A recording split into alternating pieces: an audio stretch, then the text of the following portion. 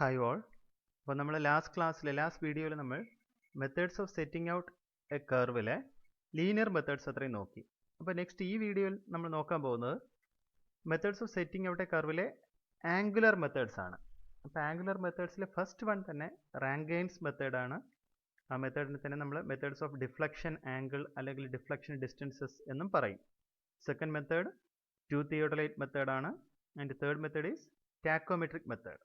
അപ്പോൾ നമുക്ക് first method Rankine's method എന്താണെന്ന് നോക്കാം. അപ്പോൾ മെത്തേഡിൽ തന്നെ പറയുന്നുണ്ട് ഡിഫ്ലക്ഷൻ ആംഗിൾ അല്ലെങ്കിൽ ഡിഫ്ലക്ഷൻ ഡിസ്റ്റൻസസ് എന്നൊരു പേരിലും നമുക്കിത് പറയാൻ പറ്റും ഈ മെത്തേഡിനെ.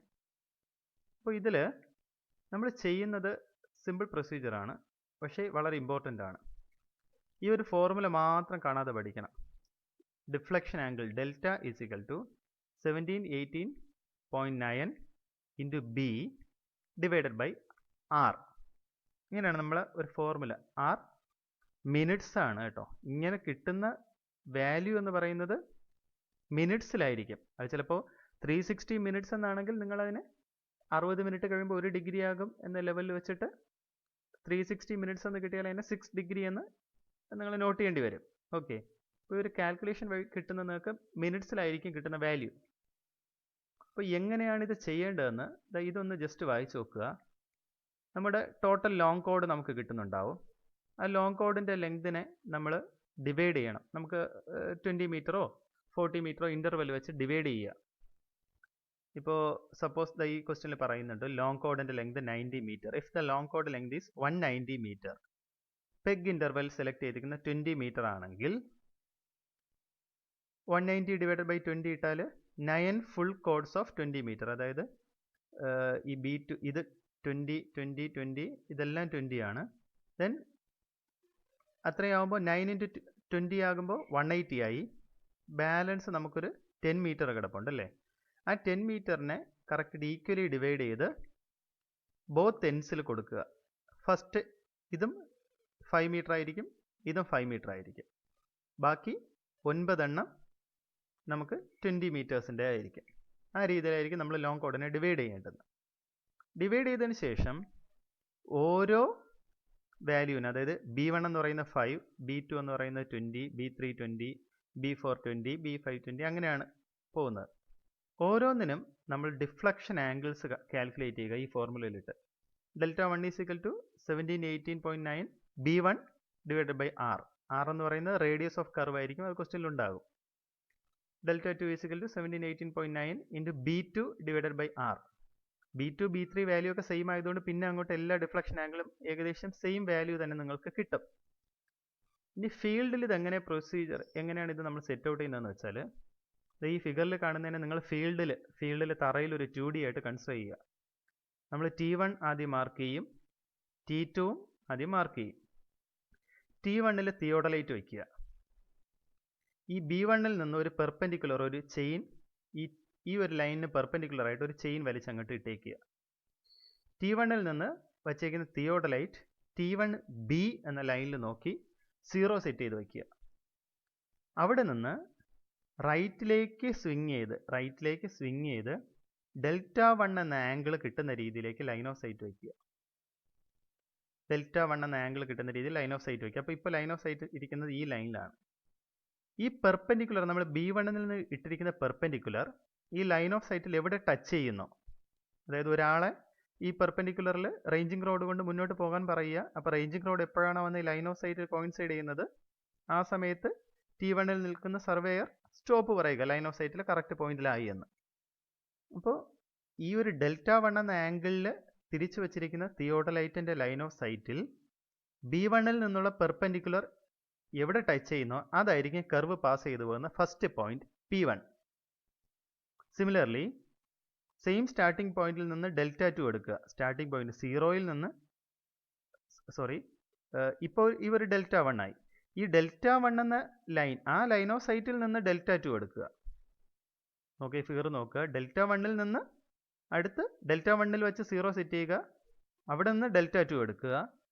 B2ൽ നിന്ന് പെർപെൻഡിക്കുലർ എടുക്കുക. അത് മീറ്റ് ചെയ്യുന്ന പോയിന്റ് ആയിരിക്കും കർവ് പാസ് ചെയ്ത് പോകുന്ന സെക്കൻഡ് പോയിന്റ് P2. ഇവിടെ നിന്ന് വീണ്ടും ഈ ഡെൽറ്റ 2ൻ്റെ ഈ ലൈൻ ഓഫ് സൈറ്റ് 0 സെറ്റ് ചെയ്യുക. അവിടെ നിന്ന് ഡെൽറ്റ 3 എടുക്കുക. B3യിൽ നിന്ന് പെർപെൻഡിക്കുലർ വരച്ചിടുക. പെർപെൻഡിക്കുലർ വരയ്ക്കുക മീൻസ് പെർപെൻഡിക്കുലർ ഒരു ചെയിനോ ടേപ്പോ പിടിക്കുക. ലൈൻ ഓഫ് സൈറ്റിൽ എവിടെ മീറ്റ് ചെയ്യുന്നു അതായിരിക്കും കർവ് പാസ് ചെയ്ത് പോകുന്ന P3. ഇങ്ങനെ ഓരോ ഡിഫ്ലക്ഷൻ ആംഗിൾ അതിന് കറസ്പോണ്ടിങ് ആയിട്ട് ഇവിടെ നിന്ന് പെർപെൻഡിക്കുലർ എടുക്കുക. അങ്ങനെ നമുക്ക് കർവ് പാസ് ചെയ്ത് പോകുന്ന എല്ലാ പോയിന്റ്സും കിട്ടും. ഇനി ഇതിനകത്ത് നമ്മൾ വേറൊരു കാൽക്കുലേഷൻ കൂടെ ചെയ്യും. ഓരോ തവണയും 0 സെറ്റ് ചെയ്യുന്നതിൻ്റെ ഒരു ബുദ്ധിമുട്ട് ഒഴിവാക്കാനായിട്ട് ഫസ്റ്റ് നമുക്ക് കിട്ടുന്ന Δ1 അതിനെ തന്നെ ക്യാപിറ്റൽ Δ1 ആയിട്ട് വയ്ക്കുക. രണ്ടാമത് നമ്മൾ സെറ്റ് ചെയ്യേണ്ട റീഡിംഗ് എന്ന് പറയുന്നത് ഈ Δ1 പ്ലസ് Δ2 അല്ലേ. രണ്ടാമത് സെറ്റ് ചെയ്യേണ്ട റീഡിംഗ് ഒന്നുകിൽ ഈ പോയിന്റ് ഈ ലൈൻ ഓഫ് സൈറ്റിനെ 0 സെറ്റ് ചെയ്തിട്ട് അവിടെ നിന്ന് Δ2 എടുക്കുക. മറിച്ച് ഇനിഷ്യൽ 0യിൽ നിന്ന് തന്നെ കറങ്ങി വരികയാണെങ്കിൽ ഈ Δ1 പ്ലസ് Δ2 ആണ് ക്യാപിറ്റൽ Δ2. ഈ ക്യാപിറ്റൽ Δ2ൻ്റെ കൂടെ ഈ സ്മോൾ Δ3 ആഡ് ചെയ്താൽ ക്യാപിറ്റൽ Δ3 ആയി.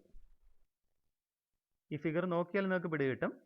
ഓക്കെ, സ്മോൾ Δ1 ഈ സ്മോൾ Δ1ൻ്റെ കൂടെ അടുത്ത ആംഗിൾ സ്മോൾ Δ2 കൂടെ ആഡ് ചെയ്താലാണ് നമുക്ക് ക്യാപിറ്റൽ Δ2 കിട്ടുന്നത്. സ്മോൾ Δ1 തന്നെ ക്യാപിറ്റൽ Δ1, ക്യാപിറ്റൽ Δ1ൻ്റെ കൂടെ ഈ സ്മോൾ Δ2 ആഡ് ചെയ്താൽ ക്യാപിറ്റൽ Δ2 കിട്ടും. ക്യാപിറ്റൽ Δ2ൻ്റെ കൂടെ സ്മോൾ Δ3 ആഡ് ചെയ്താൽ ക്യാപിറ്റൽ Δ3 കിട്ടും. ഇതെന്തിനാ ചെയ്യുന്നതെന്ന് പറഞ്ഞാൽ ഇവിടെ ഓരോ തവണയും തിയോഡലൈറ്റിൽ നമുക്ക് ആംഗിൾ സെറ്റ് ചെയ്യുന്നത് ഓരോ തവണയും 0 സെറ്റ് ചെയ്തതിന് ശേഷം റീഡിംഗ് കിട്ടുന്നത് ഒഴിവാക്കാൻ ഫസ്റ്റ് സ്റ്റെപ്പിൽ മാത്രം അങ്ങോട്ട് 0 സെറ്റ് ചെയ്യുക. അടുത്ത് Δ1 കാണുന്നത് വരെ ടെലിസ്കോപ്പ് സ്വിങ് ചെയ്യുക. ദെൻ വീണ്ടും സ്വിങ്ങിങ് കണ്ടിന്യൂ ചെയ്ത് Δ2 എന്ന ആംഗിൾ കിട്ടുന്നത് വരെ ടെലിസ്കോപ്പ് സ്വിങ് ചെയ്യുക. ഈ ഒരു P2 കിട്ടും. P2 പെർപെൻഡിക്കുലർ എടുത്ത് P2 മാർക്ക് ചെയ്യുക. ദെൻ വീണ്ടും ടെലിസ്കോപ്പ് സ്വിങ് ചെയ്ത് Δ3 കിട്ടുന്നത് വരെ സ്വിങ് ചെയ്യുക. ആ രീതിയിൽ മുന്നോട്ട് പോകണം.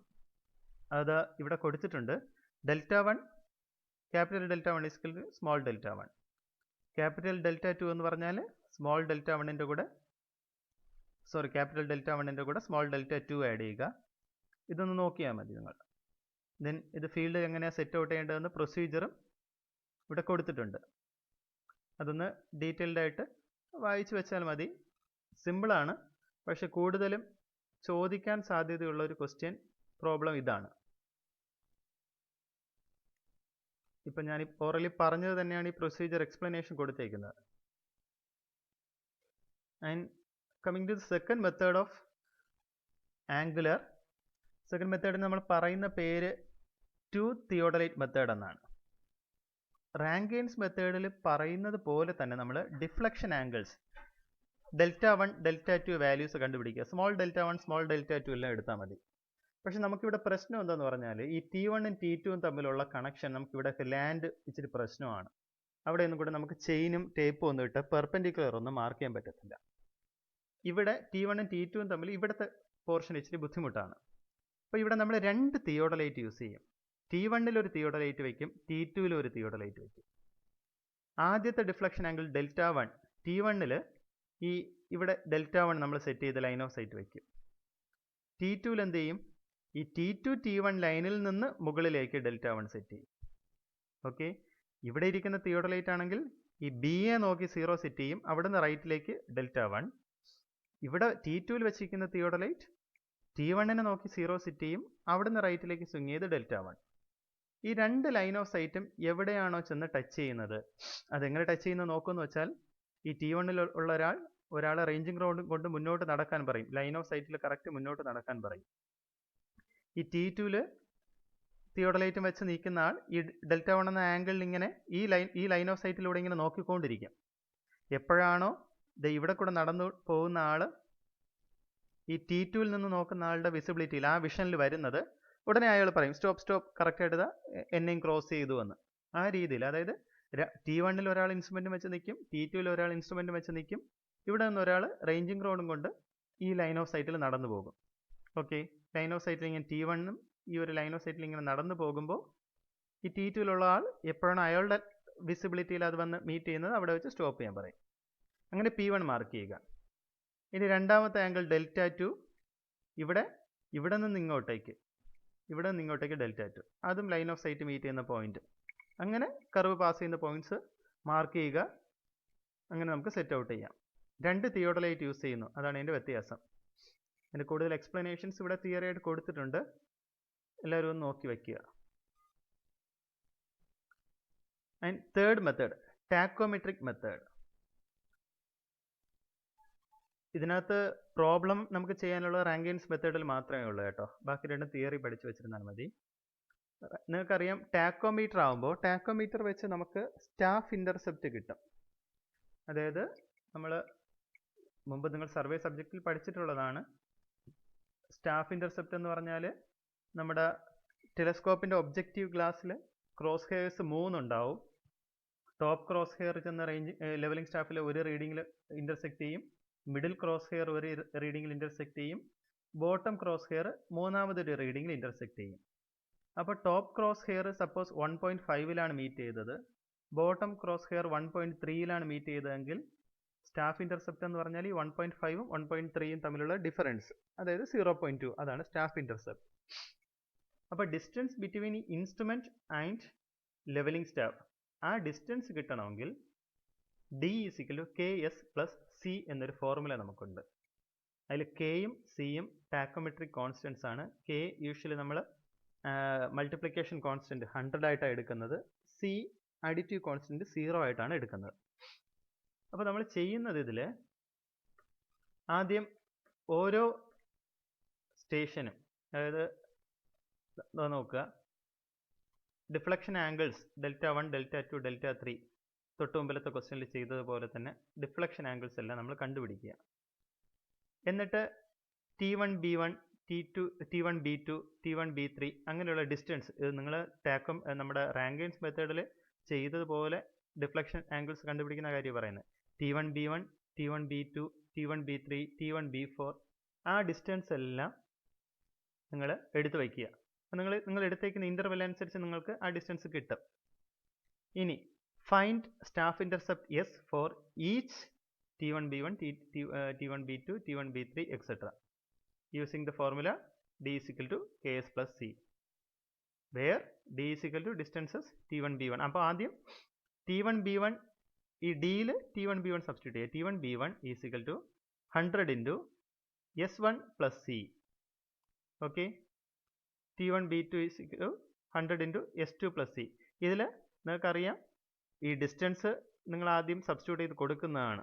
ഡിസ്റ്റൻസ് നിങ്ങൾക്കറിയാം 100 എന്നുള്ളത് അറിയാം, C എന്ന് പറയുന്നത് 0 ആണ്. അങ്ങനെ നിങ്ങൾക്ക് T1B1 എന്ന ഡിസ്റ്റൻസിന് ഒരു സ്റ്റാഫ് ഇൻ്റർസെപ്റ്റ് വാല്യൂ കിട്ടും, T1B2 എന്ന ഡിസ്റ്റൻസിന് ഒരു സ്റ്റാഫ് ഇൻ്റർസെപ്റ്റ് വാല്യൂ കിട്ടും, T1B3 എന്ന ഡിസ്റ്റൻസിന് ഒരു സ്റ്റാഫ് ഇൻ്റർസെപ്റ്റ് വാല്യൂ കിട്ടും. അങ്ങനെ ഓരോ ഡിസ്റ്റൻസിനും ഓരോ സ്റ്റാഫ് ഇൻ്റർസെപ്റ്റ് വാല്യൂ നിങ്ങൾക്ക് കിട്ടും. ഇവിടെ കിട്ടിയോ?